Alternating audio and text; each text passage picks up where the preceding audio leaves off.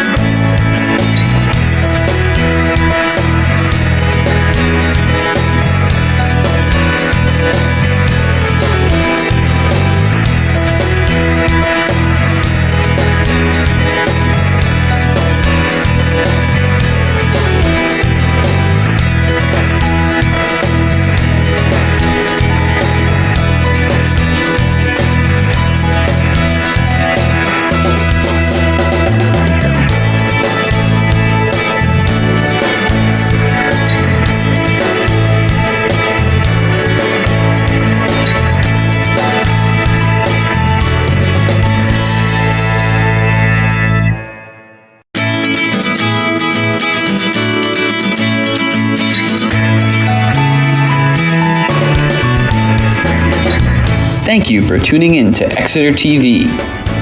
The meeting will be starting shortly. While we wait, let's learn more about Exeter TV. Exeter TV is the town's public and government access channels, available on Comcast channels 98 and 22.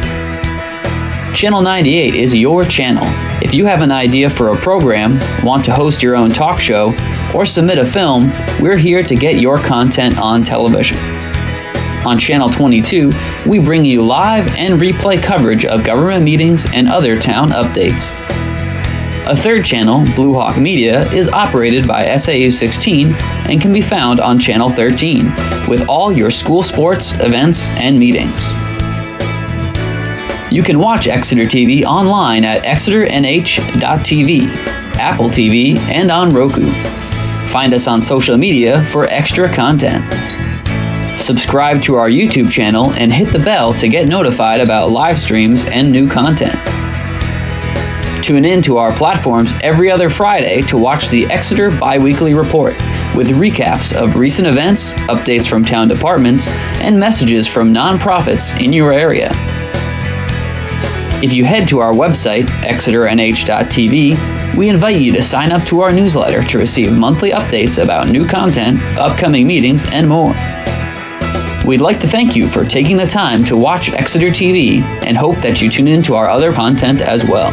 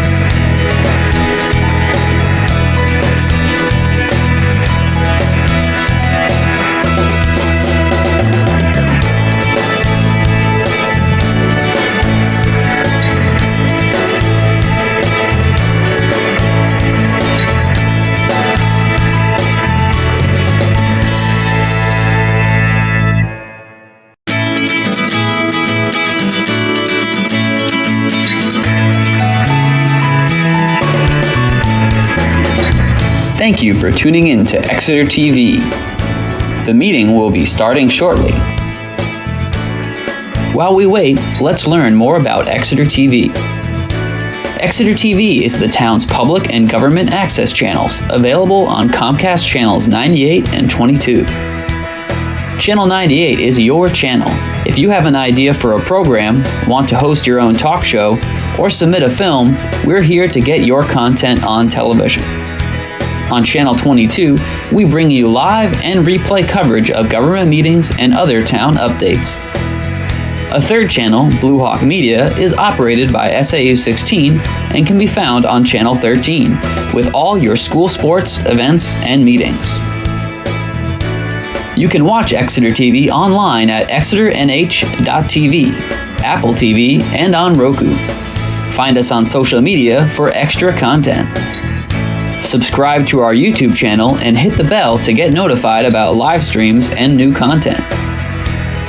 Tune in to our platforms every other Friday to watch the Exeter Biweekly Report with recaps of recent events, updates from town departments, and messages from nonprofits in your area.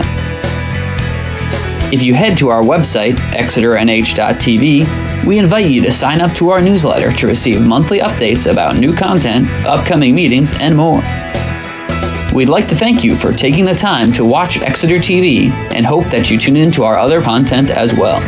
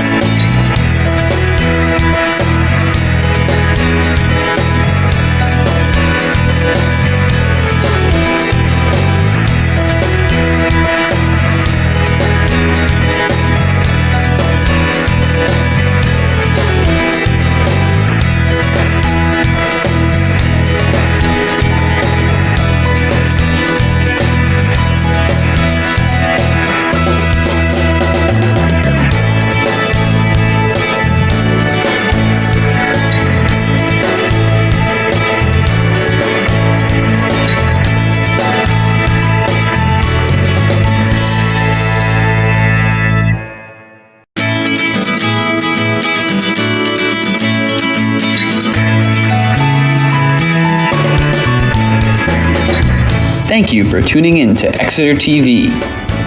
The meeting will be starting shortly. While we wait, let's learn more about Exeter TV. Exeter TV is the town's public and government access channels, available on Comcast channels 98 and 22. Channel 98 is your channel. If you have an idea for a program, want to host your own talk show, or submit a film, we're here to get your content on television. On Channel 22, we bring you live and replay coverage of government meetings and other town updates. A third channel, Blue Hawk Media, is operated by SAU 16 and can be found on Channel 13, with all your school sports, events, and meetings. You can watch Exeter TV online at exeternh.tv, Apple TV, and on Roku. Find us on social media for extra content.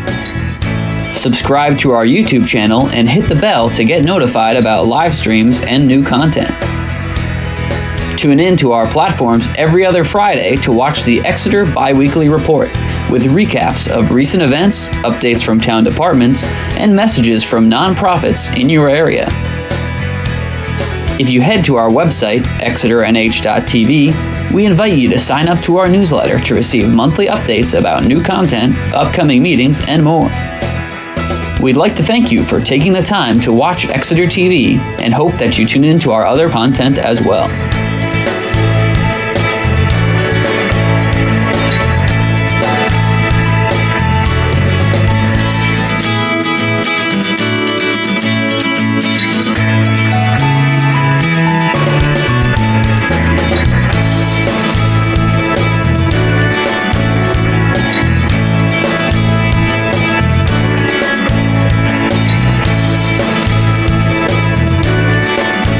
I'm the chair of the HTC, Heritage Commission.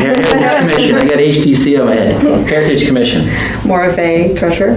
And Bill Campbell, regular member. And Julie Gilman, selectman's rep. All right. First item of business is the approval of minutes dated May 18, 2022. And We got copies in front of us. Are there any proposals for change? and only one thing. That would be the top of the next page 2. The paragraph that starts the next item of business is the demo review committee. The last sentence says nothing was opposed further. I thought we should have a sentence that might say something like, the committee was not opposed to its demolition, some definite statement of our real position. Other than that, I thought I didn't see too much. I didn't see anything else. So do we have a line for that? The committee was...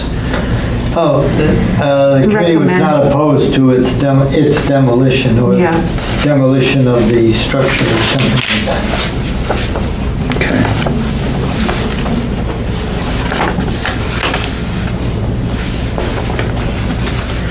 Any others? Or need more time? I'll move that we approve the minutes, May 18th, as amended. I'll second. Any further discussion? All those in favor, say aye. Aye. Aye. Opposed? None, so that's 4-0. Motion carries. Next item, and this really likely combines the two. It's time for us to elect officers for the next fiscal year. My term, I would like to complete my term as chairman,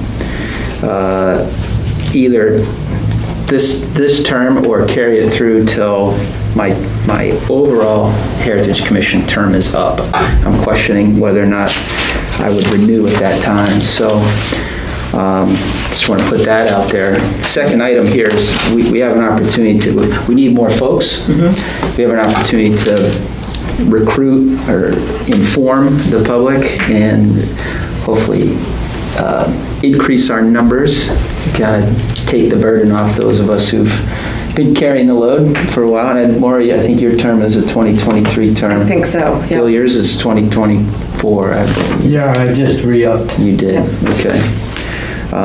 So I'm currently the chairman. John Merkel's the vice chairman. He is not present.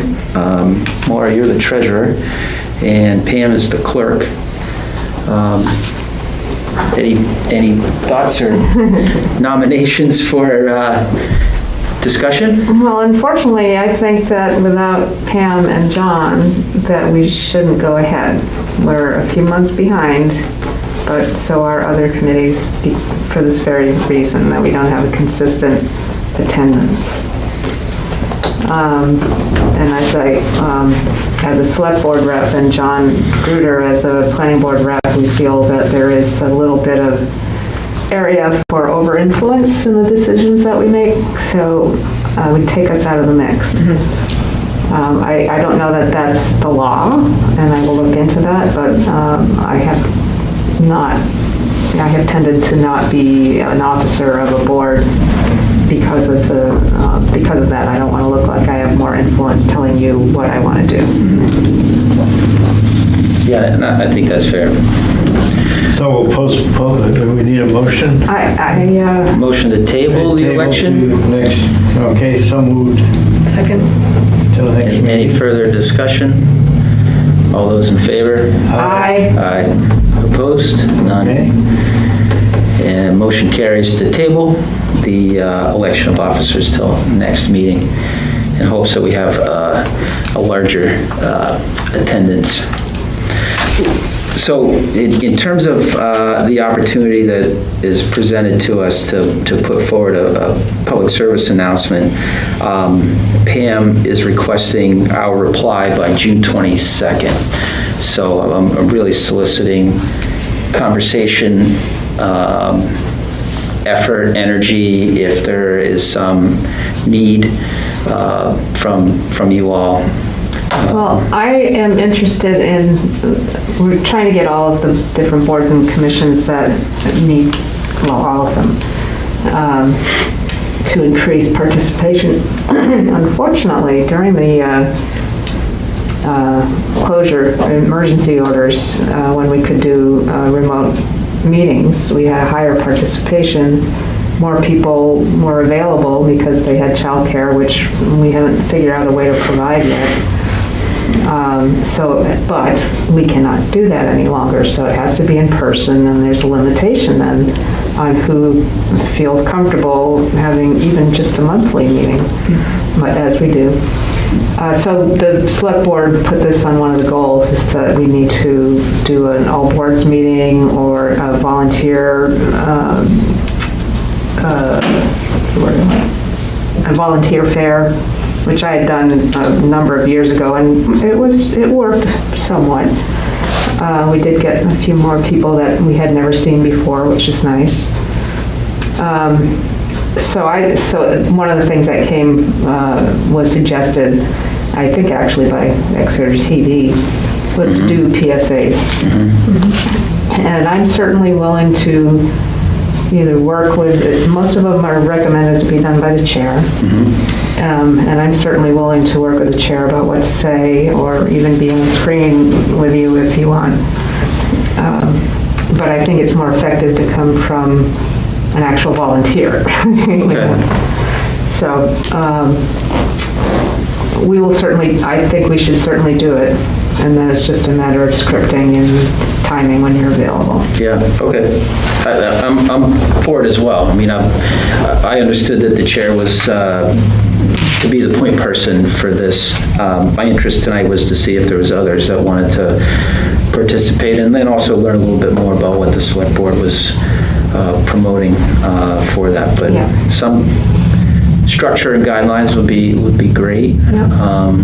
I mean, I just think of John Merkel's history with the HC too, and thinking that Yeah. having him involved, or the two of us as chair, vice chair, Yeah. he could certainly add some depth and character to the PSA. And one of the things that we found particularly with the Heritage Commission and the HDC, Planning Board and Zoning Board also, land use boards in general, is that people don't know what they don't know and are afraid that they don't know enough. And the thing that we haven't been able to promote enough is the learning tools that we have. And like the Historic District Commission's new guidelines are very informative. And I think that anyone can pick them up and feel comfortable making a decision. And I think some of it also carries over to this commission. Not all of it, but some of it just talking about the styles and what's appropriate to go with them, or what's not. And but we need to show the what's the word I want? The areas of knowledge or knowledge base that is available to members of the committee and commission. And that goes for us, for this commission also. Yeah. How long is what's the vision for a length of a PSA? Like how much time? 2 minutes? Yeah, 2 or 3. Yeah, like a elevator pitch. Yeah, sort pretty of much. speak. And, we go through the mission statement, and then you talk about what you do at a typical meeting. For our case, it's the demolition review that is most often active. One of the things that we might want to decide as a commission too is whether we want to meet every month, or maybe we don't have anything to deal with. We really are supposed to be educating the public, but we don't have the support to do that. And I can't expect you as a select board member to learn how to use, like a PowerPoint show, or, do something on TV, or have a talk at the town hall or something like that, or flyers, that kind of thing. I really respect your time that you put in just for what we're discussing and being here together. And I feel like I can't ask you to go further into your time. Some, because you want to do some investigation on your own, but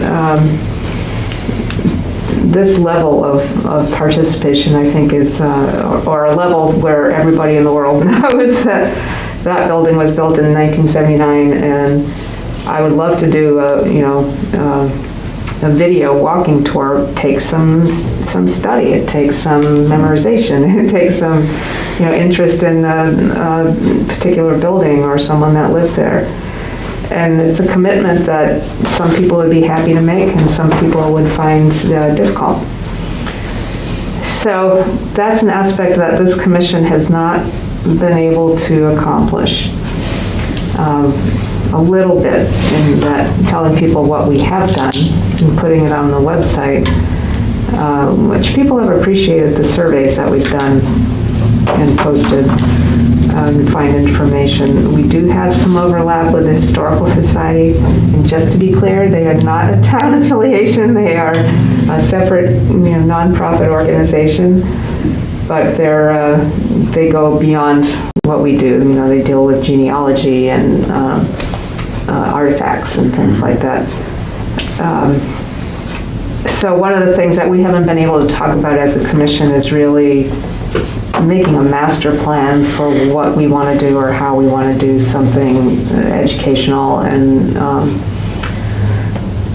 we haven't been able to find the money for more preservation. We've been very successful with the grants that we've gotten for the different surveys. But again, those we haven't been able to kind of aggressively put out there in front of people. We haven't, I made a presentation on one at Riverwoods, but that wasn't well advertised, and it was for the Riverwoods community and not necessarily for the general public. And we've never really talked about that, and it's something that I'd like to come from the people on the commission as opposed to me saying, I need this, but maybe I do need to say, I need this.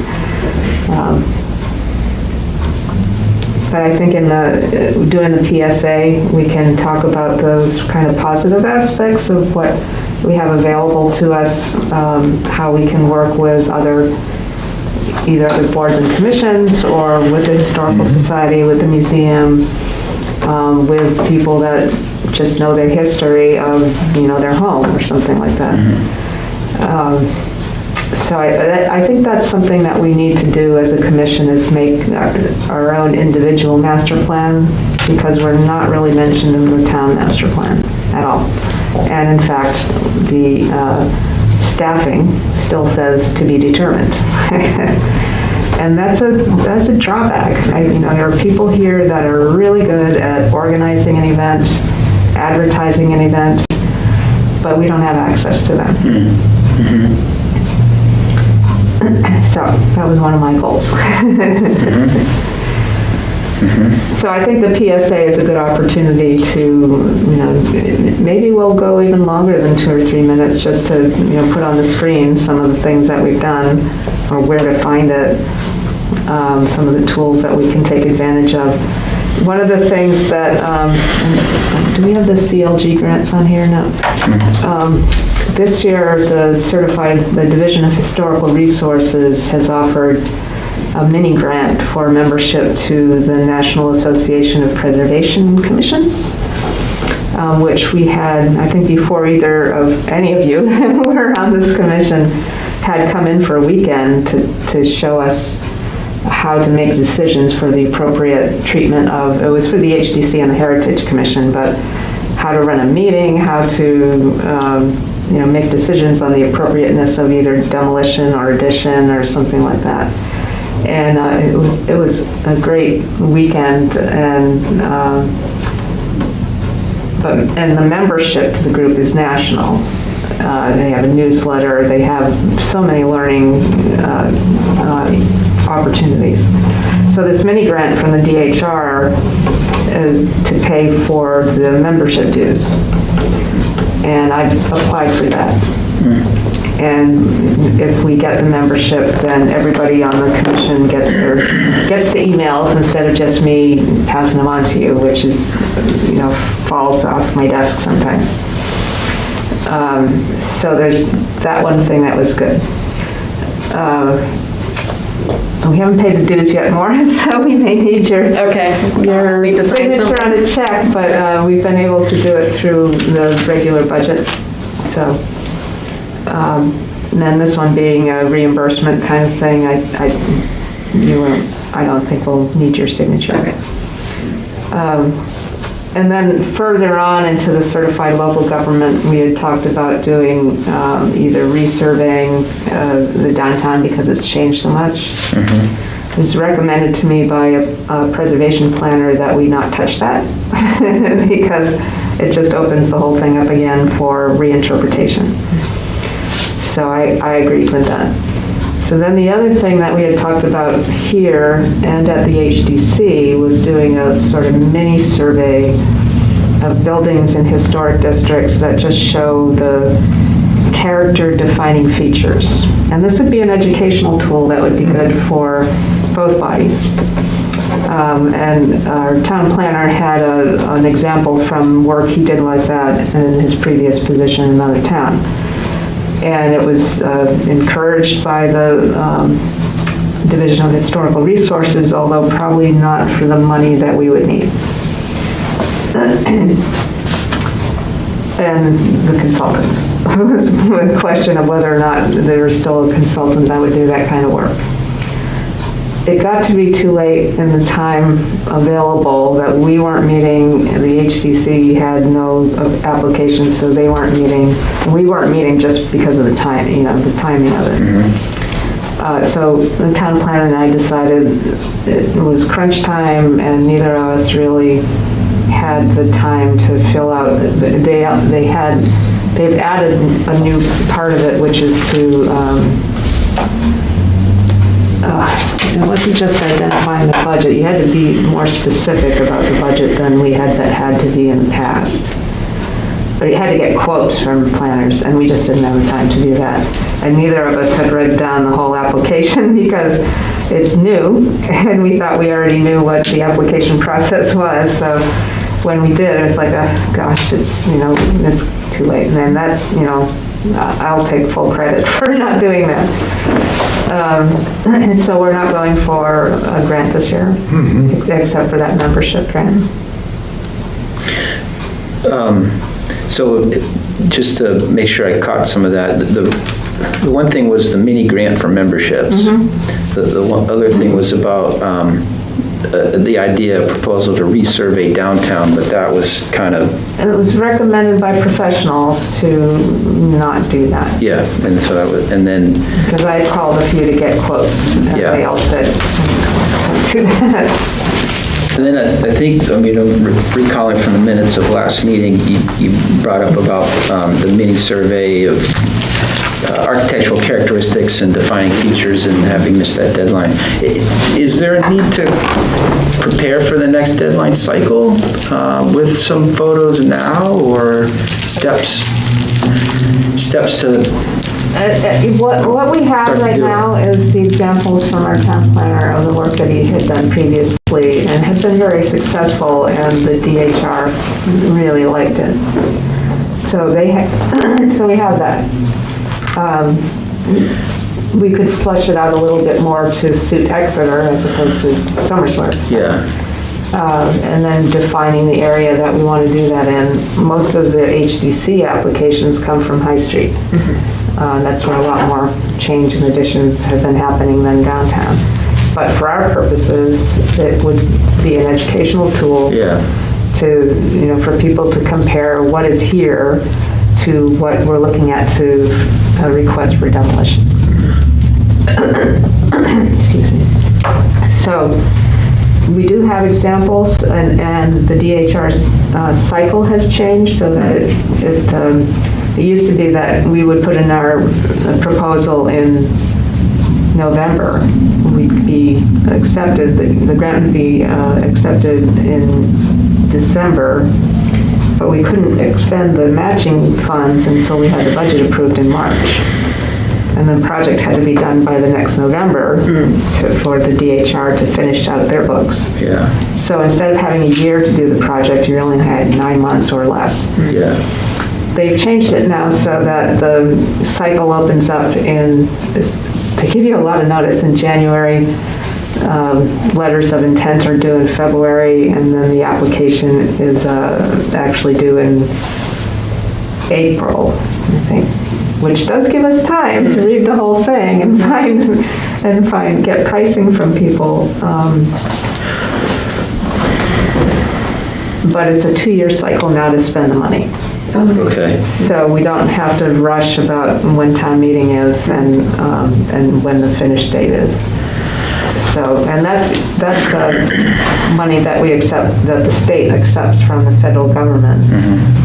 So it takes time to go through the executive council and get the governor's signature, and that's what was holding us up all the time.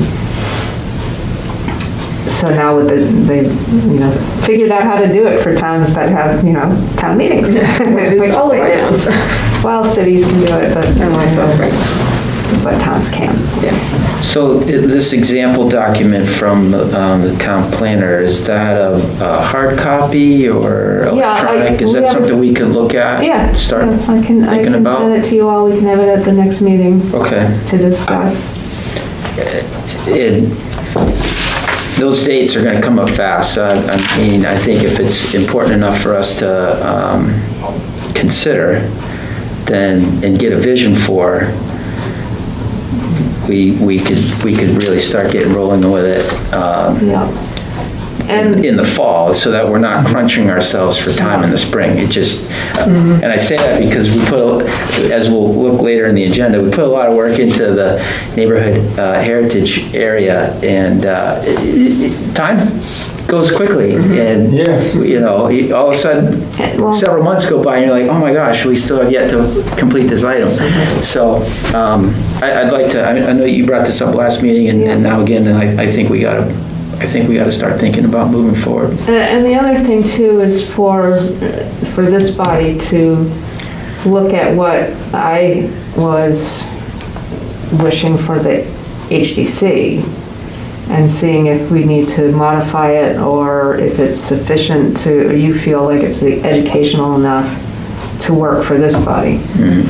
And maybe we want to adjust it or do something similar to it, but more oriented towards the growth patterns and the style patterns, although apparently style is no longer a consideration in historical surveys. I don't know why, but that's what I was told when I was getting the questions about doing the downtown again. Yeah. So we may not want the same tools, those two groups. Okay.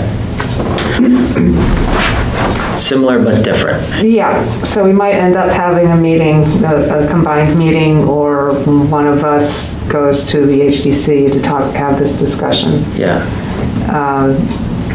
We're having this one. The HDC hasn't met in a few months because we haven't had any applications. Yeah. So we haven't had that opportunity yet. So I should send that to both bodies, actually. Yeah, that'd be great.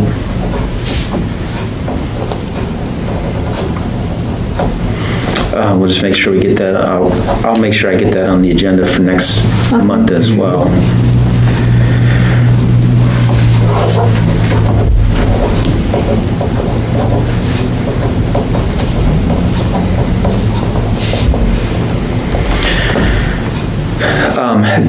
Kind of going back to the PSA, I'll notify Pam of our interest, and I'm guessing there'll be other deadlines as to sort of when a draft narrative would be prepared, or when we're going to sit, or what sort of media is needed for the PSA. Is it the simplest thing is going to be filming across the road at the town hall in the TV studio. okay?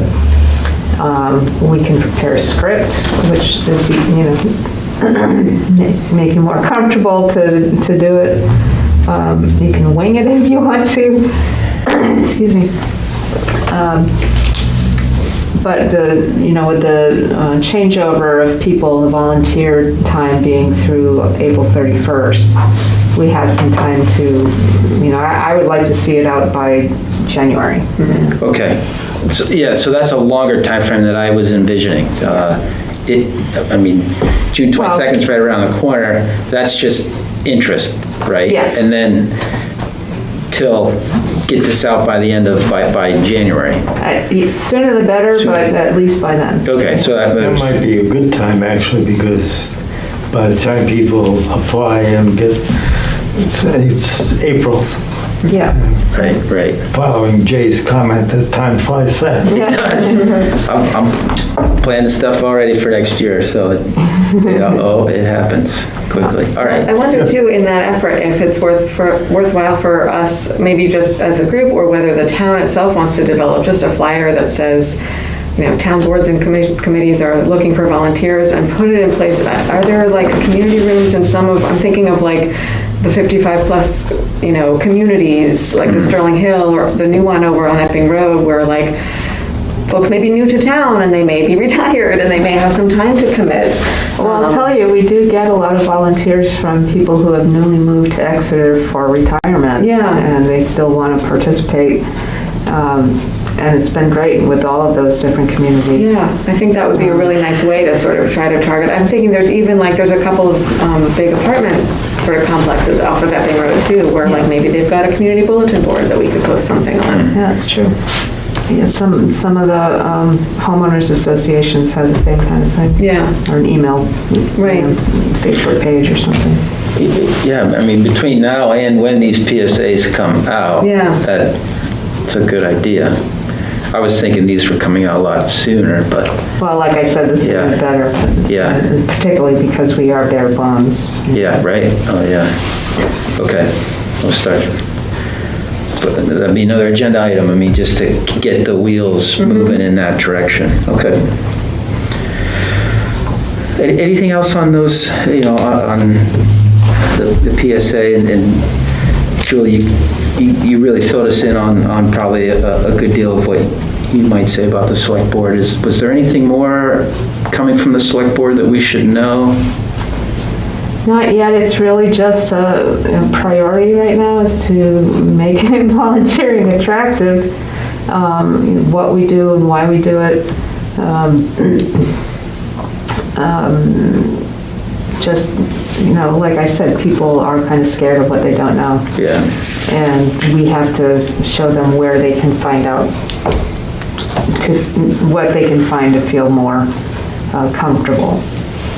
And hopefully we have enough tools to do that. And I think, given that most of the work that's done here has been by consultants from grants, we have some accomplishment that we can feel good about.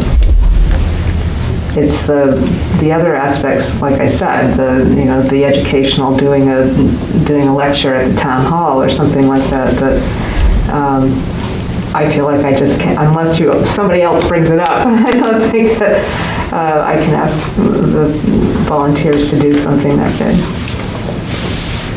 All right.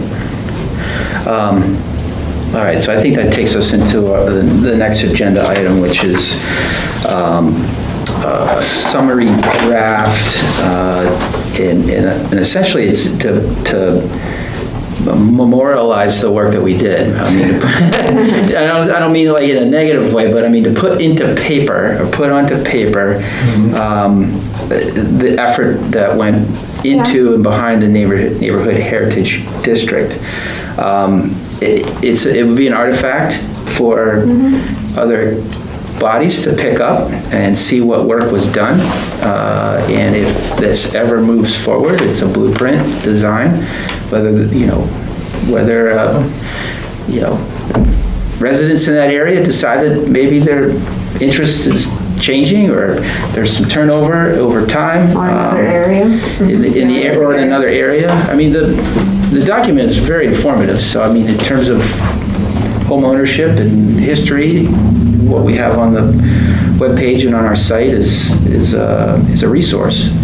So, kind of taking what Maura said last meeting and creating an additional resource of understanding of effort, I think is important. So this is bare bones, and I went back and looked at past minutes and looked at my own notes and put together this outline just as a timeline. And what I'm going to ask you all is to help perhaps fill in some details around it, but I think a narrative would be important that would walk the reader from inception to completion. Yeah. So I'll welcome any input. I think that's a really good idea because when we started talking about it and I contacted the Division of Historical Resources about that manual that is so dense, they told me that I don't think any town has been successful at doing this, so don't feel bad. And I think they haven't learned how to fix that because it's still the same. There's that document from 2007 or something like that. Yeah. So it's not as much a priority as what the state wants in their master plan right now, which is as much survey of the history that we already know about as a town. Yeah, that's a real good point. And when you said like other neighborhoods, I immediately didn't think about other neighborhoods within Exeter, but certainly other neighborhoods within the state. I'm not sure we had that kind of a resource available to us.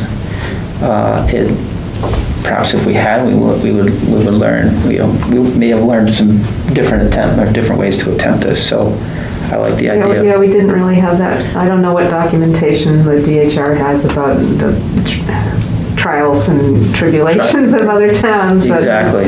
But I could give you my interpretation of it, but it doesn't. Right. Doesn't hold the weight of what this is. So I see this as a working document, at least until other eyes, John and Pam, have a chance to see it as well. No, I think it's a great idea to have that available. It's going to be a question of where and who the continuity of who knows about it. Yeah. Well, I think we could post this, in that section of our website where we have all the other documents posted. Okay, yeah, that's fine. Do you think it would be good if maybe that we flesh it out with writing it up as opposed to... Oh, yeah. I think the outline, I kind of joined in on this after it started, so I'm not very good at how we got started on that. But I think it's a great outline. Yeah, I was going to say, I think to have it start with an outline actually might be great, and then we could do sort of a narrative that fleshes it out a little bit more, but this is a really nice sort of single-page, snapshot of what we did do, and then if folks are interested, we could provide a little bit more depth. What we did do, why? Why did we take that path? And it was, for informational, for teaching, it was, spreading the knowledge. There are a lot of reasons why we tried to do this, and I think that's part of the story and needs to be part of the documentation. Do we want to put something in about the confusion that we had in the beginning of, at least it seemed to me when I came on board, that we had this document that it kind of scared people. And they all of a sudden were worried about windows in their place, and almost like you do with the HDC. That's where it was getting And then we backed off and said, wait a minute, that's not quite where we're at, or we're looking mostly worried about demolitions. Yeah. I see this also with appendices. The postcard that we sent out, for one, maybe an outline of some of the talking points that we had in the first slide presentation. Certainly the frequency, the FAQs, frequently asked questions. We have we worked on a really nice document that addressed that. Survey. The survey, I mean, what the committee is, the resident essentially hammered out for language was impressive with that survey.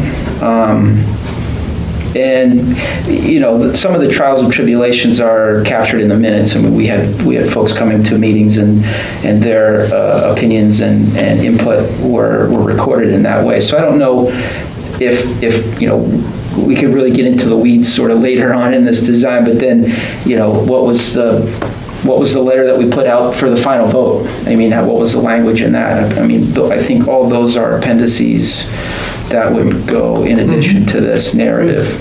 Yeah. So,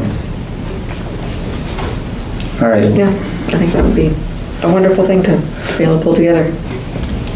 So we'll keep working on it. Yeah, it's sort of like the HDC guidelines, only a recording of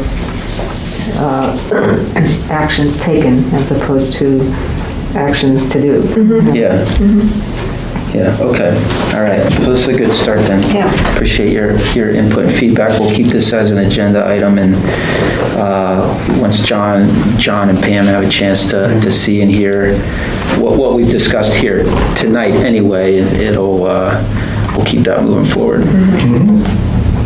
Who has the information about how many surveys went out the first time and the second time, and then the postcards? Would that be better coming from the planning department, or do you guys have the records? I think for the second survey, the planning department has all of it. I have the information for the first survey that I think I sent everybody an electronic copy of because it was all electronic. Do you have that? Yeah. But I can certainly resend that, and that's something we could just share with Bob too, and he could put it up on the website because I put together a summary document of the survey. There's that, and plus we also need to have a paper copy just for preservation because land use boards need to have everything preserved on paper forever. So if I sent that as an attachment to Barb, is that something she could just print up and put in a file somewhere for us? How would that work? When we're done putting, compiling what we want to have for the explanation of our process and why we came to the decision that we did, how we started, how we ended, when that's all together. Okay, Let's not do it in little pieces. okay, that makes sense. Would it be nice to have it all in one little booklet type Yeah. of thing, which we could put online, but we could also have a booklet that gets stored in the archives up there. We might even pass it on to the DHR so they can see, what No, that's did a good work. point. Yeah. Yep. Okay. Well, there's this accordion file which was left for us, I think Barb did. There was, I didn't look through it, but it apparently has a lot of, some of the paper Yeah. stuff that went out, and then some additional cards that were returned past the deadline, which don't really matter at this point. But, Well, this is probably it. yeah, I was gonna say, this might be what you're referring to. Yeah. It has a nice note that says, please return it. Then we shall. Yeah, we can leave Yeah, it dated at the today. end of the meeting. Yeah. Okay, all right. Back on the agenda is any updates from the Black Heritage Pocket Park. I Yeah. know you had expressed whether you had some new information or we're going to seek out new information. I am seeking out new information. So I reached out to Renee Allen Hitzrow, who was the one who sort of originally started the idea. And we had, we'd ended up kind of petering out due to a couple of reasons, one of which was the sort of question mark around the Swayze Park usage and the DTC building, and whether that would eventually demolish, or there were a lot of question marks in place that would have impacted how the park got used and accessed and designed. So and also just sort of COVID fatigue and people feeling like they just didn't have time to commit to it. But now that we're sort of through the Heritage Area project, I figured I could just reach back out. So I did get in touch with Renee. She was saying that, again, still one of the barriers is the uncertainty around Swayze. And I don't know, Julie, do you have any updates on that probate process? Yeah, no, our town council is going back and forth with them. I don't know what the questions and answers are yet, but it's in progress. It's in progress, okay. I figured it would be. I was not assuming that we'd have any answers just a few months after the vote, so. It could be a little further along. Well, so at any rate, I think, I just hope to kind of reinvigorate that discussion. Maybe at least get a meeting started, even if we don't have a full answer about Swayze, just so we can kind of get interest back. Yeah, would you feel out with Renee? I know that area of town is really where our Black Heritage was settled and are more dense. But my question is, whatever happens at Swayze Parkway, is there a different location that would be more open, I guess, or more, I'm thinking of the little pocket park down beside the parking lot. You don't see a lot of people there, but if we had something to look at, they might, sit there and enjoy their lunch or something like that. Yeah, maybe it's worth discussing, is there It's a another? little bit more visible, or in doing this, we would make it more visible. But it's not a location that's really centralized to what we want to celebrate. So, that's just a thought. Yeah, Did this come up before, but what about the park by the police and fire, The Townhouse Common? Townhouse Common? We just put a little pavilion in there. Yeah, that's nice. Yep. That's a possibility. There is space. It depends on what the design is. Yeah. Okay. Well, why don't I I'll get back in touch with Renee and just see what her thoughts are about a different location, or at least just sort of. Because it's no problem if, this is really, the association of the area, is very apropos. So, This area down over here that was mentioned is visible. I mean, it's be very good. I wonder if we can carve out a little more area into the parking lot. Well, we might be able to make it wider as opposed to deeper. Well, Because there's a lot of green space on either side of the cobblestone. but I think it's taking away more parking right now. Yeah, I was going to say, that's not going to go over well. I just had a discussion with Dave Sharples about parking. Everybody is. What's another space lost? I think that's a nice public area. This is a very nice quiet area. People go up there and do sit. And now that the food truck is using it, more people are up there too. So it's really, when you talk to Renee, it's a matter of exposure. Yeah, right. And again, I think it depends on what ends up happening with Swayze. Good. That's all I have. All right. Takes us to the bottom of the agenda. Is there any other business not listed here? We don't have John to talk about planning commission stuff or Pam for historic district, so. Well, the historic district hasn't met in 3 or 4 months. Okay. Not because we don't have people, well, once Oh, that's right. we don't have people, but we haven't had applications, so. Yeah. Which is a little surprising, but not unheard of. We had talked once about not meeting as often, but I think if we can revigorate, I don't want to say invigorate, but revigorate this group, that meeting once a month, because of the things that are really the goals of the commission, and because of grant timing and those kind of things, I think a quarterly or, every other month or something is not going to work for us.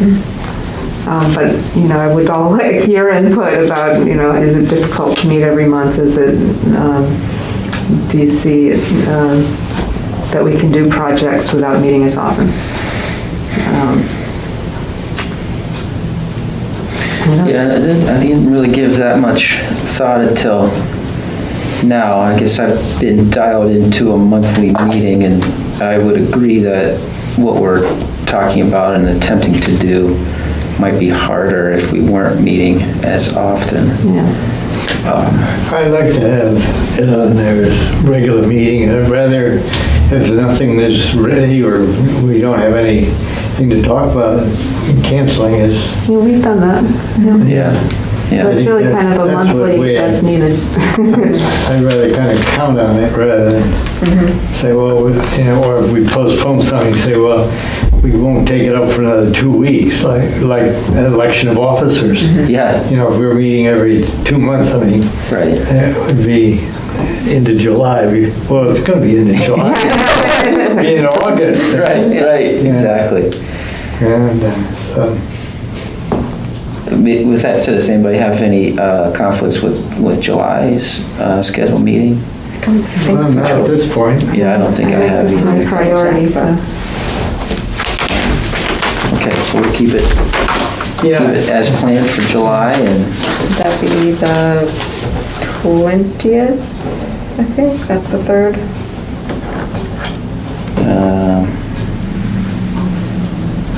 let's double check here. So it's the 3rd Wednesday, right? Yes, the 13th. No, sorry, 20th, you're right. So it'll be the 20th, July 20th. Yeah, I don't have a conflict. Family vacation the next week. Very nice. All right, so we'll plan on the 20th. One just point of note that's included in the agenda, I think we all were included on this email, but I put it on here anyway, just as a FYI reminder, June 26th workshop. So it's very interesting and informative. Were any of you here involved in the Winter Street project? Was I not. didn't. No, I didn't go to that. Most of that cemetery had the stones reset and some cleaned, and we did a sample of one that used the appropriate cleaning materials. There is an actual liquid application that you put on. It's better to do it on a gray day than on a sunny day like we had, but and then we covered it. for the winter and left the one next to it as it was. And when you took off the covering, bright white marble. Oh, very next cool. to the, next to the gray. Found different stone bases when we were working there, but we had a consultant to do the main investigation, and the volunteers did things like, make the hole a little bit wider and then stick the thing in and tamp it back down.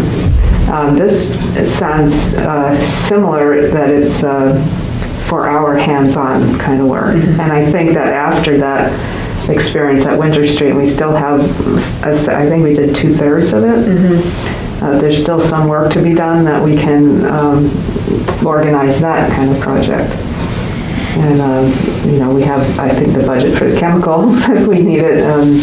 It's certainly good to tell people that using stainless steel or steel scrub brushes is no longer acceptable, and, don't take the moss off that way. So I might go to it just to refresh my memory. Yeah, let me go. That's a Sunday, if I'm looking at that right, the 26th? 26? Yes, you're right. Sunday the 26th. Okay, And it's a nice little cemetery. yeah.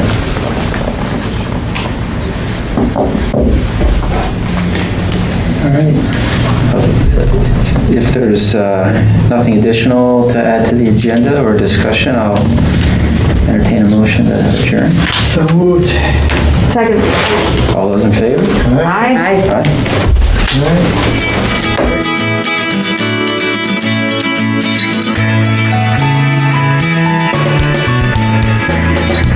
Thank you for tuning in to Exeter TV. Exeter TV is the town's public and government access channels, available on Comcast channels 98 and 22. Channel 98 is your channel. If you have an idea for a program, want to host your own talk show, or submit a film, we're here to get your content on television. On Channel 22, we bring you live and replay coverage of government meetings and other town updates. A third channel, Blue Hawk Media, is operated by SAU 16 and can be found on Channel 13, with all your school sports, events, and meetings. You can watch Exeter TV online at exeternh.tv, Apple TV, and on Roku. Find us on social media for extra content.